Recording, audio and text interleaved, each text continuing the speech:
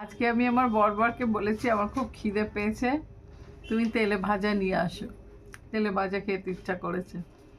আজকে কথা শুনেছে, আমার তো বারণ খাওয়া এসব, তাই আনে না, কিন্তু আজকে এনেছে। এই দেখো, এখন সন্ধেবেলা আমরা স্ন্যাক্স ইন দ্য ইভিনিংয়ে খাবো হলো এই যে পেঁয়াজি, এটা আলুর চপ, এটা ফুলরি, আর এটা হলো মুড়ি চানাচুর, চাট মশলা দিয়ে সর্ষের তেল দিয়ে মাখা, আর কাঁচা লঙ্কা তার সঙ্গে, আর গরম গরম চা, জমে যাচ্ছে পুরো।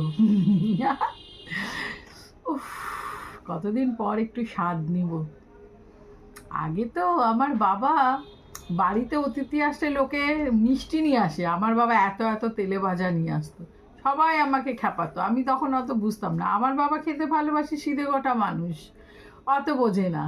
ও তেলে ভাজা মুড়ি সবাইকে তেলে ভাজা এনে দিত, দামি দামি এত এত, সবাই খেয়েও নিত, আবার পরে হাসতো, তোদের বাড়ি গেলে তো তেলে ভাজা মুড়ি।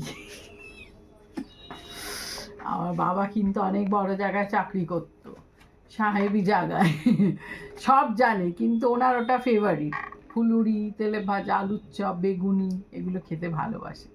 তাই আসলে অনেক লোকরা আছে নিজেরা খায় ভালো ভালো জিনিস, লোককে দেয় বাজে জিনিস, কিন্তু আমার বাবা তো সেরম না, সিধে সাদা মানুষ, যা নিজে ভালোবাসে সেটাই লোককে ভাবে খাওয়াই, খাওয়াতে ভালোবাসতো মানুষজনকে।